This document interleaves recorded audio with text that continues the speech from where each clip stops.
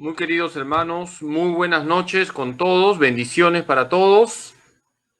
Un saludo a la guardia del Santísimo, desde aquí, desde mi búnker, mi oración por todos los miembros de la Guardia del Santísimo. Tenemos nuestra charla eucarística, como todos los primeros martes de mes, y hoy vamos a hablar del Corpus Christi. Vamos a explicar la historia del Corpus Christi, preparándonos para esta solemnidad que vamos a celebrar el jueves, según las indicaciones de nuestro arzobispo. Bendiciones para todos, un saludo a todos los hermanos que están conectando. Desde aquí siempre rezo por todos ustedes. Estamos unidos en la oración y eso es lo más importante. Vamos a empezar como tenemos que empezar toda acción, encomendándonos al Señor, en el nombre del Padre, y del Hijo, y del Espíritu Santo. Le pedimos a Jesús que nos ilumine con el Espíritu Santo. Le pedimos a Jesús que nos conceda la gracia de aumentar en nosotros la fe eucarística. Le pedimos a Jesús, Eucaristía, que bendiga nuestros hogares. Y le pedimos a la Virgen, la mujer eucarística, que nos ayude a centrar nuestra vida siempre en el Señor. Dios te salve María, llena eres de gracia, el Señor es contigo. Bendita tú eres entre todas las mujeres, y bendito es el fruto de tu vientre Jesús. Santa María, Madre de Dios, ruega por nosotros pecadores, ahora y en la hora de nuestra muerte. Amén. Gloria al Padre, y al Hijo, y al Espíritu Santo, como era en el principio, y siempre, por los siglos de los siglos. Amén. En el nombre del Padre, y del Hijo, y del Espíritu Santo. Amén. Queridos hermanos, vamos a explicar la historia del Corpus Christi. Todos sabemos que cuando la Iglesia celebra la solemnidad del Corpus Christi, luego de la misa, se sale en procesión con el Santísimo Sacramento. Pero, ¿cómo empezó a celebrarse esta solemnidad? Es lo que yo quiero explicar en esta charla. Vamos, por lo tanto, a explicar la historia del Corpus Christi. Y para ello, vamos a preguntarnos, ¿a qué acontecimientos y personas debemos referirnos cuando hablamos de la historia del Corpus Christi? Esto es muy importante, vamos a prestar atención. Para explicar la historia del Corpus Christi, tenemos que considerar lo que fue el milagro eucarístico de Bolsena, el año 1263. ¿Quién fue Santa Juliana de Lieja, quien murió el año 1258? ¿Qué hizo el Papa Urbano IV, quien murió el año 1264? ¿Y cuál fue el papel de Santo Tomás de Aquino, quien murió el año 1274? Ustedes son muy inteligentes, así que seguramente ya han retenido las ideas que yo he señalado. Para entender la historia del Corpus Christi, necesitamos conocer el milagro eucarístico de Bolsena. Necesitamos conocer quién fue Santa Juliana de Lieja, quién fue el Papa Urbano IV y qué hizo Santo Tomás de Aquino. Y de esa manera armamos estas piezas y podemos conocer cómo surgió esta solemnidad del Corpus Christi. Vamos con el milagro de Bolsena. El año 1263, un sacerdote llamado Pedro de Praga dudó de la presencia real de Jesús en la Eucaristía. Imagínense ustedes, un sacerdote estaba dudando de la presencia real de Jesús en la Eucaristía. Y cuando fraccionó la hostia, sangró y cayeron 83 gotas de sangre al corporal. El corporal es como ese mantelito pequeñito que el sacerdote coloca sobre el altar cuando va a presentar las ofrendas. Le informaron al Papa Urbano IV y hoy el corporal está con las manchas de sangre y ahí se expone.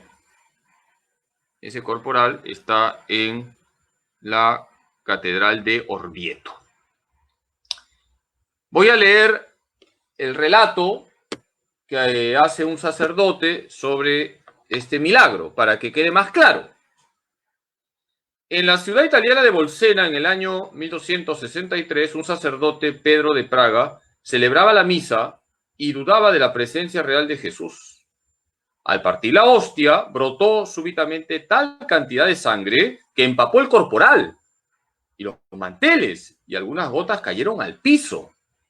Los corporales quedaron manchados con 83 gotas de sangre, en las cuales aparecía la figura del Redentor. Cuando el Papa Urbano IV, que estaba en la vecina ciudad de Orvieto, se enteró, envió al obispo Santiago Maltraga y algunos teólogos como San Buenaventura y Santo Tomás de Aquino, que le confirmaron el milagro. Este milagro influyó decisivamente en la institución de la fiesta del Corpus Christi. Fíjense, un milagro eucarístico.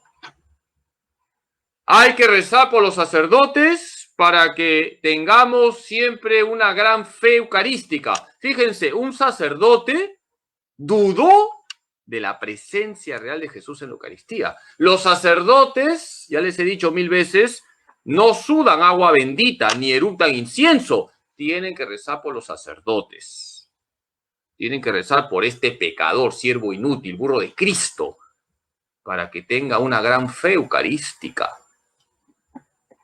Este sacerdote dudó de la presencia real de Jesús en la Eucaristía y fíjense cómo Jesús respondió con un milagro eucarístico. El corporal actualmente se expone para que la gente lo contemple y de esa manera quede claro el milagro. Es un corporal que está manchado con la sangre de Cristo. Es un milagro eucarístico. Por eso tenemos nosotros que admirarnos de la forma como Jesús también nos sorprende. El Señor nos sorprende a través de muchos milagros, pero al mismo tiempo debemos decir que no necesitamos de los milagros para creer que Jesús está en la Eucaristía. Nosotros creemos en la presencia real de Jesús en la Eucaristía porque Jesús dijo en la última cena: tomad y comed, esto es mi cuerpo, tomad y bebed, esta es mi sangre. ¿Qué otros milagros eucarísticos parecidos se dieron por entonces? Por entonces, estamos hablando de una etapa cercana al milagro de Bolsena. Tenemos 3 milagros eucarísticos. El milagro eucarístico de Firenze, 1230, donde aparece sangre coagulada en el cáliz. El milagro eucarístico de Daroca, de 1239, 6 hostias empapadas con sangre. Y el milagro eucarístico de Cebrero, el año 1300, donde la hostia santísima se convierte en carne y sangre visible. Vamos a leer los testimonios. El 29 de diciembre de 1230, en la iglesia de San Ambrosio de Firenze, Italia, Un sacerdote anciano celebraba la misa y al purificar el cáliz dejó un poco de vino consagrado.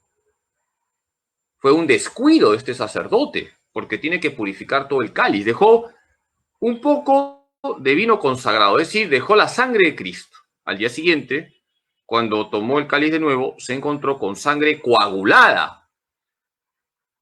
Fíjense, al día siguiente ese sacerdote que había dejado un poquito de vino consagrado, el vino consagrado ya no es vino, es la sangre de Cristo, se encontró con sangre coagulada en el cáliz. Es un milagro eucarístico. Fue el 29 de diciembre de 1230. Cumpleaños de nuestra hermana Mariela Donaire Lobo. Bendiciones a nuestra hermana Mariela. Vamos con el milagro de Daroca.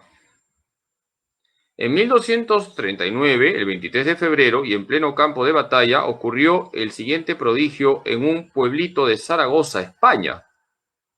Estaban en guerra contra los musulmanes y el capellán del ejército cristiano celebraba la misa en la que consagró 6 hostias destinadas a la comunión de los 6 capitanes de las tropas.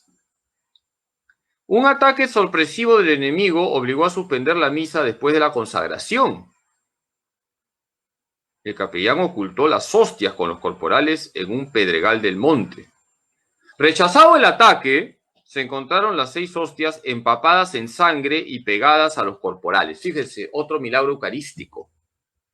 Como eran 3 las ciudades que se disputaban este milagro, acordaron que Dios decidiera y lo colocaron en una mula y ella tomara el camino.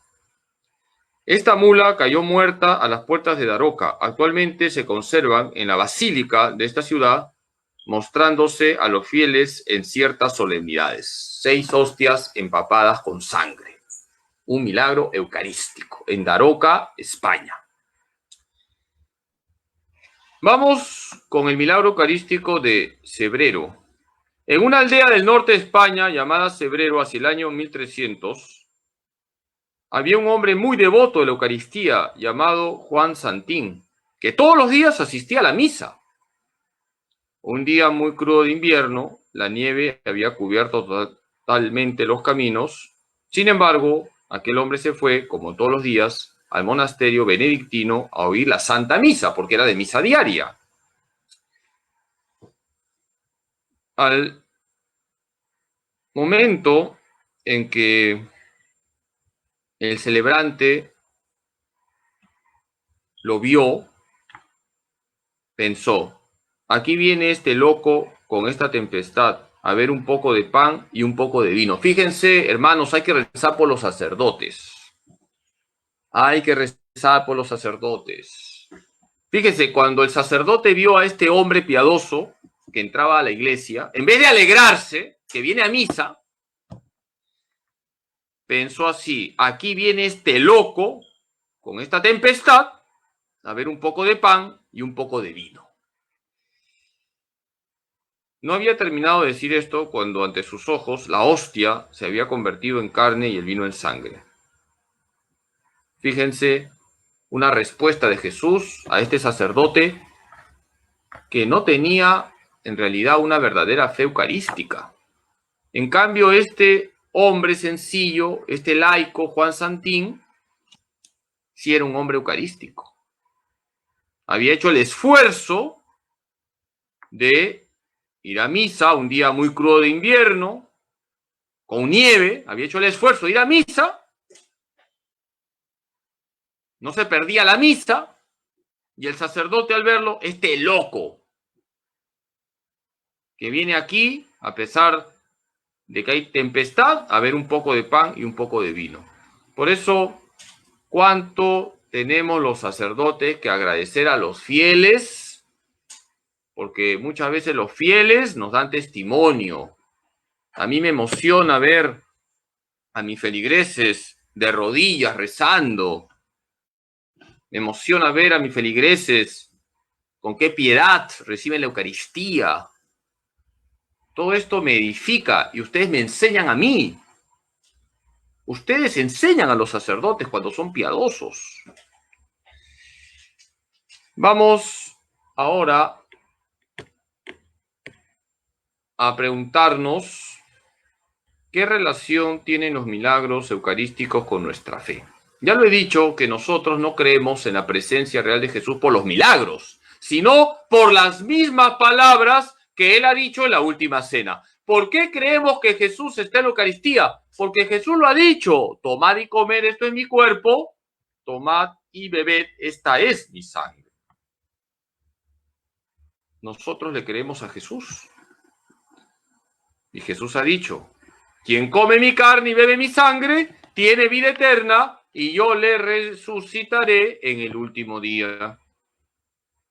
Por lo tanto, nosotros creemos en la presencia real de Jesús en la Eucaristía, porque el mismo Jesús lo ha dicho. Ahora, los milagros son signos que fortalecen nuestra fe eucarística. Los milagros fortalecen nuestra fe, pero nosotros no creemos por los milagros. Aunque no hubiesen milagros, nosotros creemos que Jesús está realmente presente en la Eucaristía. Alguna vez ya les he contado que cuando vivía San Luis, rey de Francia, ocurrió un milagro eucarístico en una capilla. El sacerdote estaba elevando la hostia y apareció una imagen de Jesús en la hostia santísima.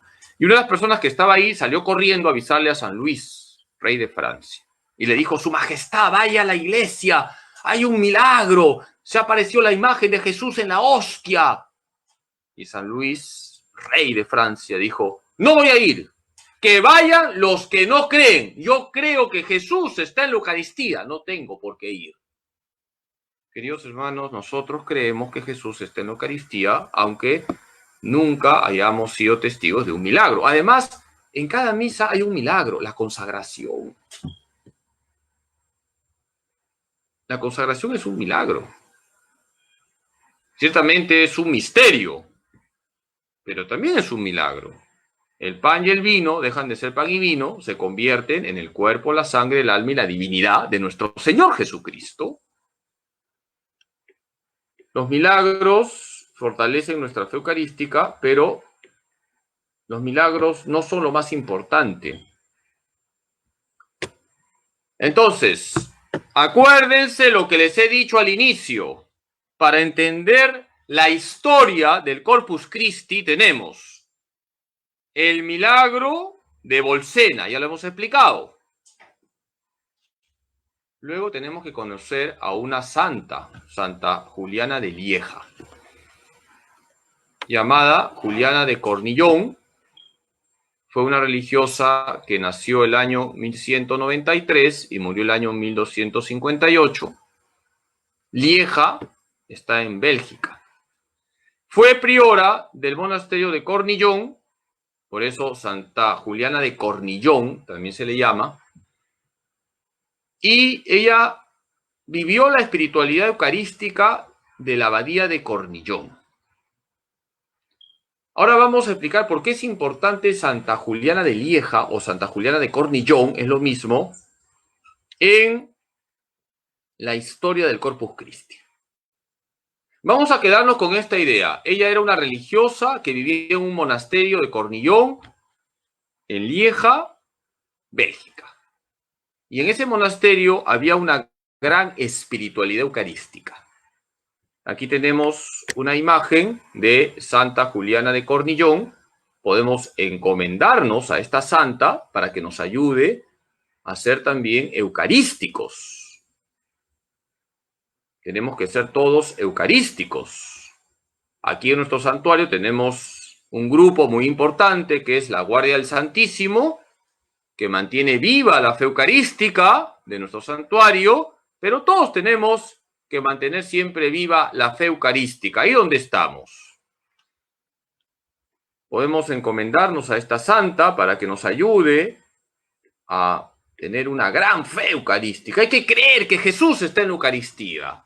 Aunque no contemplemos milagros, sabemos que el Señor todos los días está actuando en nuestra vida.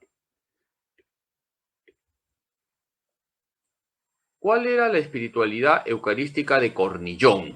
Les he dicho que Santa Juliana vivía en este monasterio. ¿Qué pasaba en este monasterio? En este monasterio se hacía la exposición del Santísimo, que entonces no era común. Y se bendecía con el Santísimo, que entonces no era común. Se usaba la campanilla en la elevación de la Eucaristía, que entonces no era común. Pero sobre todo había una gran piedad eucarística. Fíjense qué importante es cuando en una comunidad hay fe eucarística. En el monasterio de Cornillón había una gran fe eucarística. Se exponía el Santísimo, se bendecía con el Santísimo, se usaba la campanilla cuando se elevaba la hostia sagrada. Todo esto no se vivía en otros sitios. Por eso, yo estoy convencido que en una parroquia donde, en primer lugar, se cuida la Eucaristía, en esa parroquia hay abundantes bendiciones. Primero es la Eucaristía, la Santa Misa, la exposición del Santísimo, la adoración eucarística. Hay que rezar para que nos permitan ahora abrir las capillas del Santísimo. Ahora voy a hacer un disco rayado con las capillas del Santísimo, así como meses atrás yo fui un disco rayado diciendo que abran los templos, ahora voy a hacer un disco rayado pidiendo que nos permitan abrir las capillas del Santísimo. La Eucaristía es lo máximo. Luego de la Eucaristía, la Virgen María. Por eso, en todas las parroquias tenemos que cuidar la Eucaristía, todo lo que significa la Santa Misa, la exposición del Santísimo, y luego tener una gran devoción a la Virgen María. Rezar el Santo Rosario todos los días. Eucaristía, María, y en tercer lugar, San José. Ahí tenemos nuestra fuerza, ahí tenemos todo lo que significa una espiritualidad verdaderamente católica. La Eucaristía en primer lugar, María en segundo lugar, en tercer lugar San José. Como vemos, en Cornillón había una gran fe eucarística. ¿Y qué experiencia tuvo Santa Juliana? Santa Juliana tuvo una visión donde contempla la luna con una mancha negra. Ella tuvo una visión. Y esta visión tiene una explicación. Esta visión fue muy importante. Santa Juliana tuvo una visión, la luna con una mancha negra. La luna es símbolo de la iglesia. ¿Por qué? Porque la luna refleja la luz del sol. El sol es símbolo de Cristo. Cristo es como el sol. Cristo trae la luz. La luna simboliza la iglesia. La iglesia está para reflejar la luz de Cristo. Y cuando Santa Juliana tiene esta visión, la luna con una mancha negra, lo que ella está contemplando es que hay algo en la iglesia que no está bien. Hay una mancha negra en la iglesia. ¿Qué faltaba en la vida de la iglesia? Faltaba una solemnidad en honor al Santísimo Sacramento. Eso significa la luna con una mancha negra. La luna, repito, es símbolo de la iglesia. La mancha negra, algo no está bien en la iglesia. ¿Qué faltaba? Algo no estaba bien en la iglesia. Faltaba la solemnidad en honor al Santísimo Sacramento.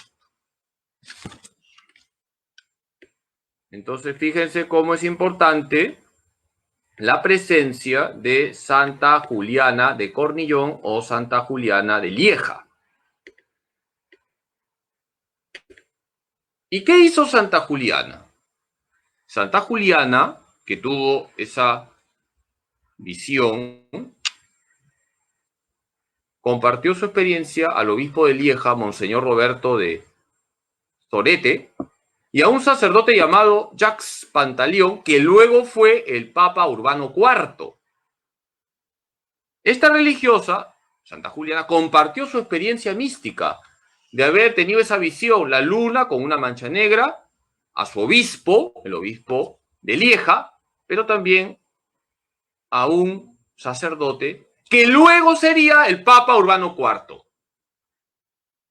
La fiesta comenzó a celebrarse en Lieja el año 1246 y poco a poco se va extendiendo. En primer lugar, el Corpus Christi se comenzó a celebrar en Lieja y luego se fue extendiendo por toda la iglesia.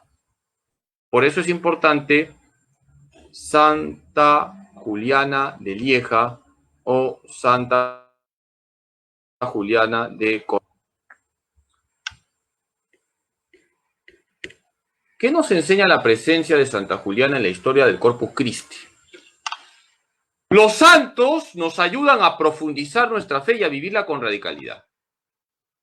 Gracias a muchos santos se ha ido colocando fiestas litúrgicas. Por ejemplo, estamos en el mes de junio. El mes de junio está dedicado al Sagrado Corazón de Jesús. Y cuando nosotros hablamos del Sagrado Corazón de Jesús, tenemos que hablar de Santa Margarita María de Alacoque, porque ella tuvo las revelaciones del Sagrado Corazón de Jesús. Fíjese qué importante fue Santa Margarita María de Alacoque. Así como Santa Juliana de Lieja ha sido muy importante para poder celebrar la solemnidad del Corpus Christi, Santa Margarita María de Alacoque fue muy importante en la historia de la Iglesia para poder celebrar la solemnidad del Sagrado Corazón de Jesús. Y cómo no hablar de Santa Faustina Kowalska. Estamos aquí en el santuario arquidiocesano del Señor de la Divina Misericordia. Santa Faustina Kowalska va a ser la apóstol de la Divina Misericordia. Gracias a ella, y por supuesto a San Juan Pablo II, vamos a tener la fiesta de la Divina Misericordia. Fíjense la importancia de las santas. Qué importante es el papel que ocupan las mujeres en la iglesia. Benditas mujeres que muestran el rostro de la iglesia. Benditas abuelitas, benditas esposas, benditas madres de familia, benditas consagradas, benditas solteras, que cumplen una gran labor evangelizadora. Y por si acaso no estoy pasando la franela a las mujeres. Yo sé que la mayoría que escuchan las charlas son mujeres, porque las mujeres son más piadosas. Estoy haciendo justicia a lo que podemos comprobar cuando nosotros vemos la historia de la iglesia. Son las mujeres las que muchas veces han marcado la pauta espiritual en la iglesia. Comenzando por la Santísima Virgen María, nuestra Madre. Qué importante es la presencia de las mujeres en la iglesia. Tenemos santas místicas. Podríamos hacer una charla, ahora no, pero más adelante, sobre las santas místicas que hay en la iglesia. Voy a decir algo, hay más místicas que místicos. Este es un tema muy bonito para ser estudiado. Hay más místicas que místicos. Por mencionar algunas místicas, Santa Matilde, Santa Brígida de Suecia, Santa Hildegarda, Santa Teresa de Jesús, etcétera, etcétera. Vamos ahora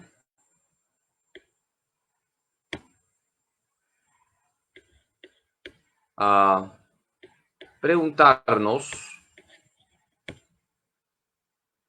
qué hizo Urbano IV. No se pierdan que no tengo un GPS para encontrarles. No se pierdan en la charla.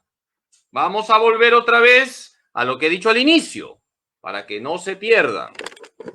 Para conocer la historia del Corpus Christi necesitamos conocer el milagro de Bolsena. Necesitamos conocer a Santa Juliana de Lieja o Santa Juliana de Cornillón. Ya tenemos 2 puntos. Y necesitamos conocer a Urbano IV. Urbano IV fue muy importante. Así como Juan Pablo II ha sido fundamental para instituir la fiesta de la Divina Misericordia, Urbano IV ha sido fundamental para instituir la solemnidad del Corpus Christi. Urbano IV, siendo sacerdote, conoció a Santa Juliana. Urbano IV fue informado directamente del milagro de Bolsena. Fíjense, ¿cómo conectamos Santa Juliana con Urbano IV? El milagro de Bolsena con Urbano IV. Todo eso motivó que Urbano IV instituyera la fiesta del Corpus Christi. Y Urbano IV quiso hacer el oficio, es decir, las oraciones que tenía que darse o cantarse para esa fiesta, y pidió por ello a dos santos teólogos su colaboración. Urbano IV armó la fiesta del Corpus Christi y había que preparar los signos, las oraciones, y entonces él llamó a dos santos teólogos, dos grandes, no solo en la santidad, sino en la teología, Santo Tomás de Aquino y San Buenaventura. Por lo tanto, Urbano IV es muy importante cuando hablamos de la solemnidad del Corpus Christi. Si yo les pregunto, ¿qué papa fue el que instituyó la solemnidad del Corpus Christi? La respuesta fue el Papa Urbano IV. ¿Y con qué documento Urbano IV instituyó la fiesta del Corpus Christi? Con la bula Transiturus el 11 de agosto de 1264. Ese es el documento con el cual Urbano IV instituyó la fiesta del Corpus Christi con una bula. Es bula, no mula, por si acaso. La bula es un documento redactado por un papa donde se sella con el anillo papal. Todo documento sellado con el anillo papal es una bula. El 11 de agosto de 1264 se instituyó la fiesta del Corpus Christi. Fíjense cuántos años ya estamos celebrando la fiesta del Corpus Christi. ¿Qué importancia tiene la presencia del Papa Urbano IV en la fiesta del Corpus Christi? ¿Por qué es importante la presencia del Papa Urbano IV? Porque es fundamental siempre estar en comunión con el Papa. Toda fiesta litúrgica, toda devoción auténtica tiene que estar aprobada por la jerarquía. Padre Carlos, ¿y quién es la jerarquía? El Papa y los obispos. No se puede celebrar o practicar devociones no autorizadas por la jerarquía. Esto es muy importante. Si un Papa ha establecido una fiesta, entonces esa fiesta se celebra en toda la iglesia, porque es el Papa, el vicario de Cristo en la tierra. Por eso es importante la presencia del Papa Urbano IV, porque gracias a él estamos hablando de una fiesta que se celebra en toda la iglesia. Por eso es importante, queridos hermanos, estar en comunión siempre con el Papa y con todos los obispos.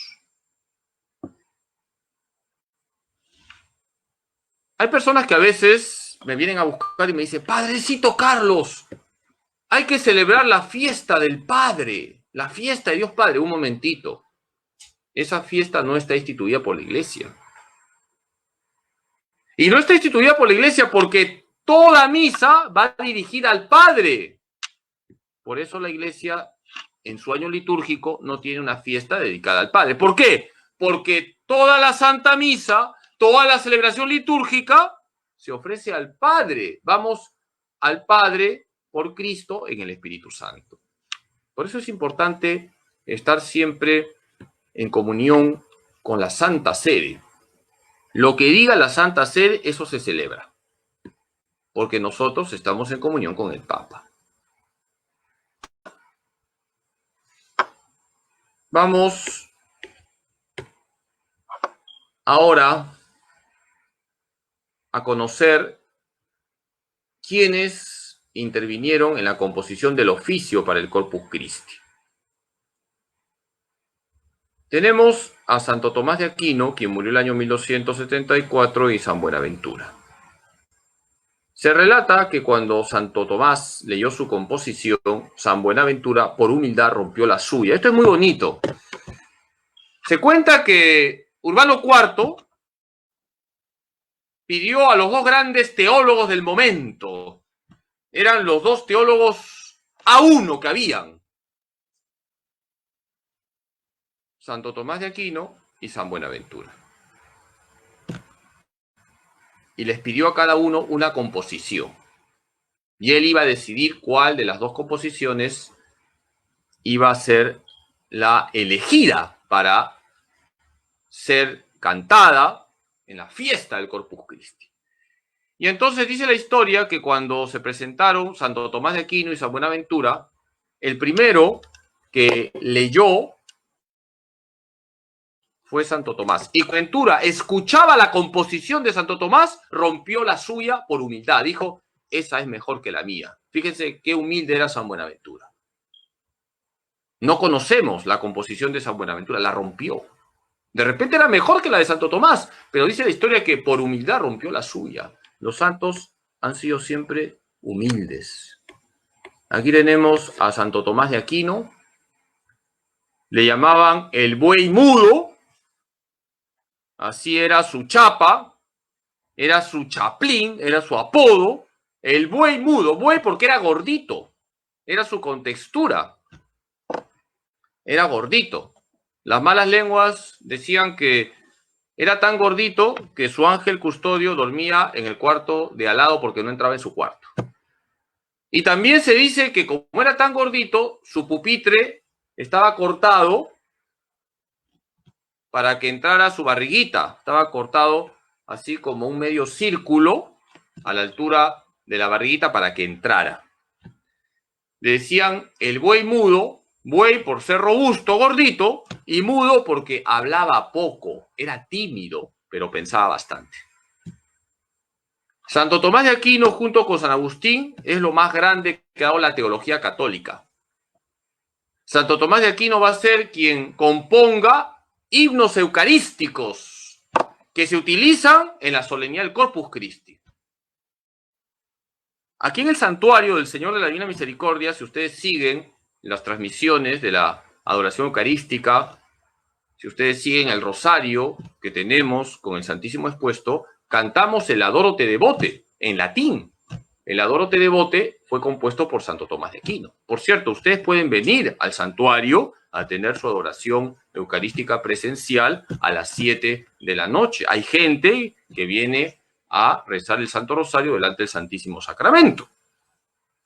Santo Tomás de Aquino definitivamente es un grande y era una persona muy humilde.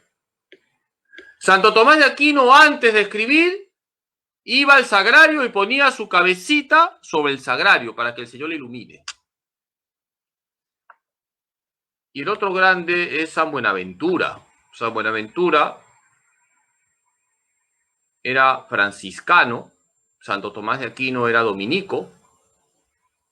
San Buenaventura también ha sido un gran teólogo. Lo que pasa es que Santo Tomás de Aquino lo ha opacado un poco, pero San Buenaventura también es un gran teólogo, muy leído en los estudios de teología. Repito, Santo Tomás de Aquino era dominico, San Buenaventura era franciscano, y eran amigos. Eran dos grandes teólogos, muy humildes, que se pusieron al servicio de la iglesia. San Buenaventura llegó a ser cardenal, ahí lo tienen en esa imagen con la birreta cardenalicia, que es el sombrerito que usan los cardenales. Hay una anécdota en la vida de San Buenaventura que es la siguiente. San Buenaventura era franciscano, era el superior de los franciscanos y, aunque era el superior, él lavaba los platos del convento de los franciscanos.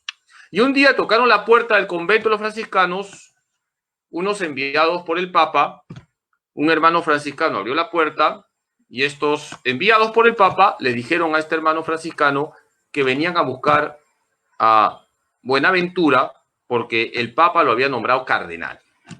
Entonces el hermano franciscano fue a la cocina y ahí estaba Buenaventura lavando los platos.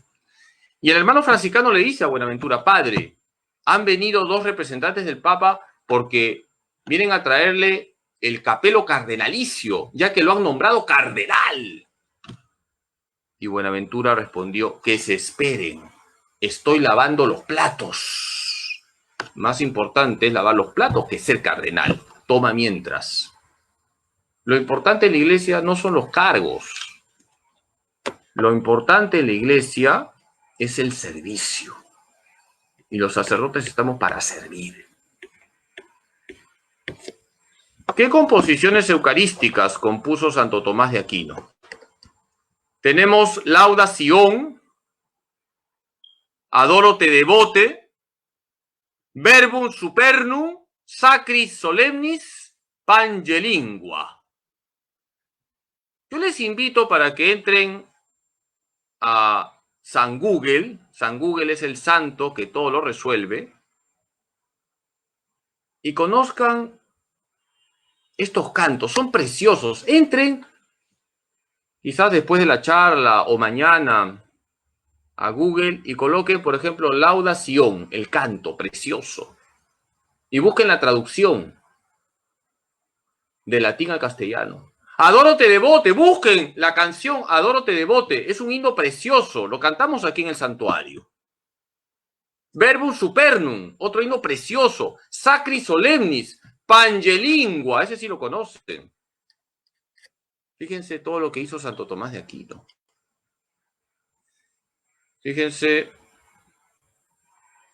cómo Santo Tomás de Aquino tenía una gran fe eucarística y cómo puso su pluma al servicio de la adoración eucarística.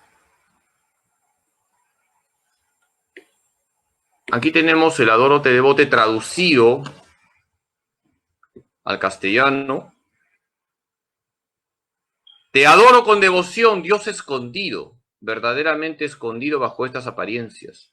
A ti se somete mi corazón por completo y se rinde totalmente al contemplarte. Y sigue así. La vista, el tacto, el gusto se equivocan sobre ti, pero basta con el oído para creer con firmeza. Creo todo lo que ha dicho el Hijo de Dios, nada es más cierto que esta palabra de verdad.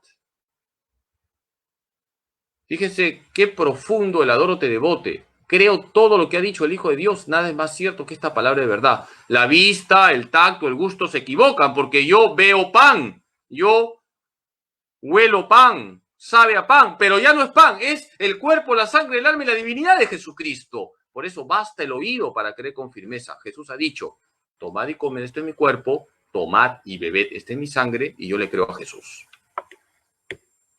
En la cruz se escondía solo la divinidad, pero aquí también se esconde la humanidad. Creo y confieso ambas cosas y pido lo que pidió el ladrón arrepentido. ¡Qué bonito! Cuando estés haciendo tu adoración eucarística, pídele a Jesús lo que pidió el ladrón arrepentido. ¿Qué pidió el ladrón arrepentido? Señor, acuérdate de mí cuando estés en el paraíso. Eso tienes que decirle a Jesús Eucaristía. Cuando vayas a tu iglesia, cuando hay exposición del Santísimo. Señor, tú eres el Dios escondido. Y yo te pido que te acuerdes de mí en el cielo. Y el Señor no solamente se va a acordar de ti, te va a llevar al cielo, porque Él es misericordioso. Por supuesto que tenemos que colaborar, hay que sudar la camiseta para ir al cielo. Pero es el Señor quien nos da su gracia para que alcancemos la vida eterna.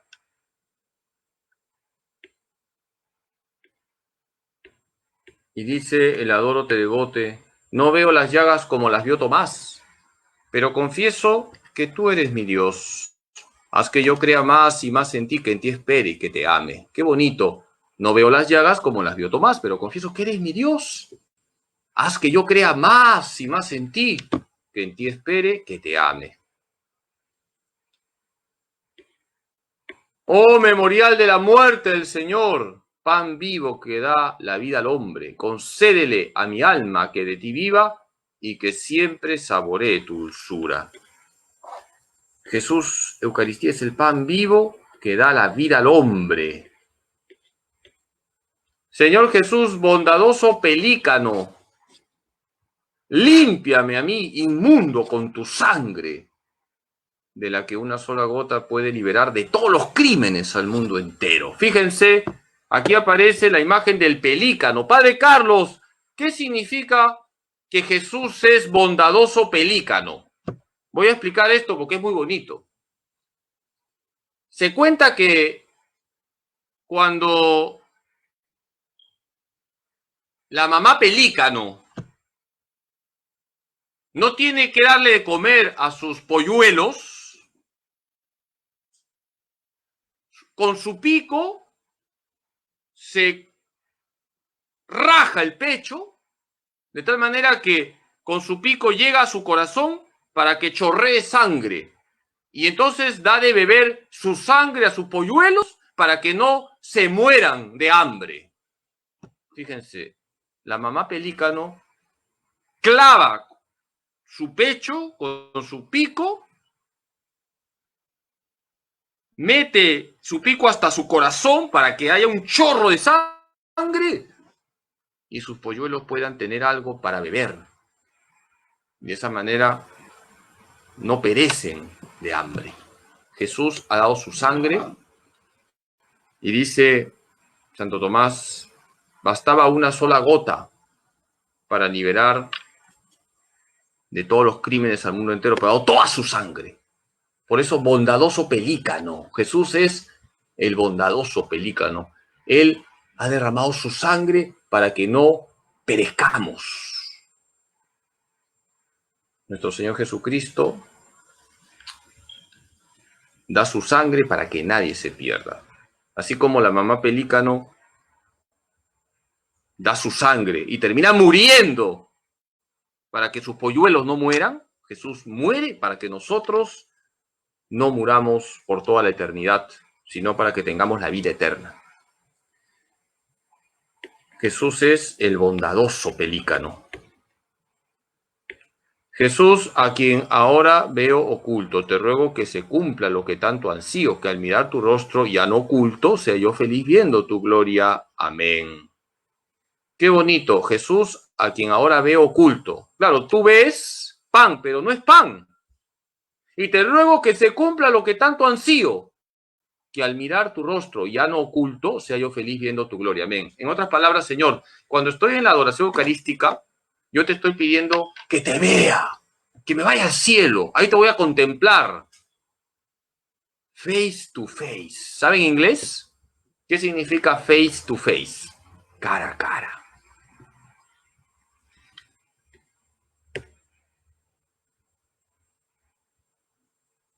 ¿Qué decía Santo Tomás de Aquino sobre la Eucaristía? No preguntes si está o no está Cristo en la Eucaristía. Si no acoge con fe las palabras del Señor, porque Él, que es la verdad, no miente. Y Él dijo, esto es mi cuerpo. Qué bonito. No preguntes si está o no está Cristo en la Eucaristía. Si no acoge con fe las palabras del Señor, porque Él, que es la verdad, no miente. Y Él dijo, esto es mi cuerpo. Les voy a contar una anécdota que pasó en la vida de una niñita que luego fue una gran santa, Santa Juana Francisca de Chantal. Ella era una niñita, estaba caminando por la calle y escuchó como un protestante decía, yo no creo que Jesús esté en la Eucaristía. Y siendo ella una niña, Juana Francisca de Chantal se acercó y lo cuadró a este protestante. Dice, señor, ¿qué ha dicho? Y este señor respondió, he dicho que yo no creo que Jesús esté en la Eucaristía. Y Santa Juana Francisca de Chantal le dice, señor, Jesús ha dicho, tomad y comed, esto es mi cuerpo, tomad y bebed, esta es mi sangre. Y yo le creo a Jesús, no a usted. Queridos hermanos, Jesús ha dicho, tomad y comed, esto es mi cuerpo, tomad y bebed, esta es mi sangre. ¿Le creemos o no le creemos? Claro que sí. No preguntes si está o no está Cristo en la Eucaristía, sino acoge con fe las palabras del Señor, porque Él, que es la verdad, no miente, y Él dijo, esto es mi cuerpo. Santa Juana Francisca de Chantal defendió su fe. ¿Qué pasó luego de Urbano IV? Dado que murió poco después de publicar la bula, la fiesta poco a poco se fue difundiendo. El concilio de Vienne, que se celebró entre los años 1311 a 1312, ordenó la celebración de la fiesta. Juan XXII extiende con fuerza la fiesta por toda la iglesia y el concilio de Trento, que se realizó del año 1545 al año 1563, alaba la acción de sacar en procesión el Santísimo Sacramento. Nosotros el jueves aquí en el santuario vamos a celebrar el Corpus Christi según las indicaciones de nuestro arzobispo. Yo pensaba ir en procesión a la capilla, pero tengo que ser obediente. Hay una disposición del arzobispado que no me había dado cuenta, que había sido mandada el día viernes, donde se indica que no pueden haber procesiones. Por lo tanto, vamos a tener la misa, luego la exposición con el Santísimo y tener un tiempo de adoración eucarística. Pero claro que sí vamos a celebrar esta solemnidad como tiene que ser celebrada, con mucha piedad.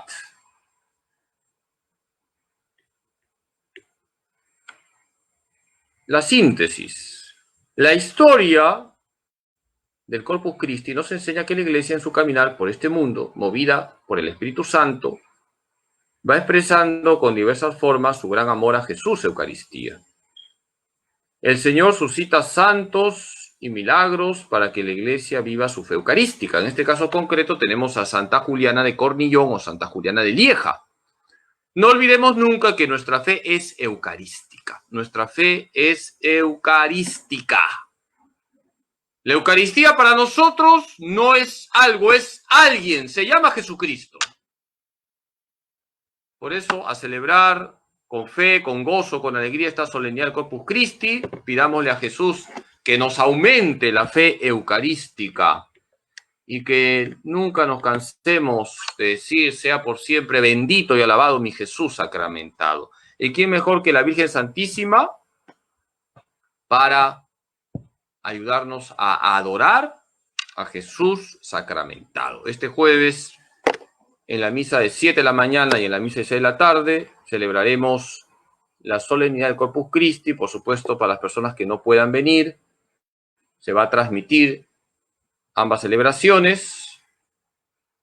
Tenemos que pedirle a Jesús que nos aumente la fe eucarística. Cuando una persona es eucarística, esa persona es Jesús para los demás. Queridos hermanos, gracias por su paciencia. Que el Señor les bendiga a todos. Siempre les encomiendo. Estamos unidos en la oración, eso es lo más importante. Lo demás es secundario. Lo importante es que estamos unidos en la oración. La iglesia es el cuerpo de Cristo. Cristo es la cabeza, nosotros somos su cuerpo. Todos estamos unidos en Cristo Jesús y los vínculos que tenemos son vínculos forjados por el Espíritu Santo. Así que a estar unidos en la oración, a ayudarnos también mutuamente a crecer en nuestra fe eucarística. Ya les he dicho, ustedes me edifican bastante cuando los veo adorar a Jesús Eucaristía, cuando los veo participar con fe, con gozo, con piedad en la Santa Misa. Ustedes, laicos, edifican a los sacerdotes con su fe eucarística. Voy a darles la bendición. El Señor esté con ustedes y con tu espíritu. La bendición de Dios Todopoderoso, Padre, Hijo y Espíritu Santo, descienda sobre ustedes y permanezca para siempre. Muchas gracias por su paciencia. Rezo por ustedes. Ánimo. Hay que estar alegres en el Señor porque tenemos a Jesús, José y María que siempre están en nuestra compañía. Salió con rima además. Gracias.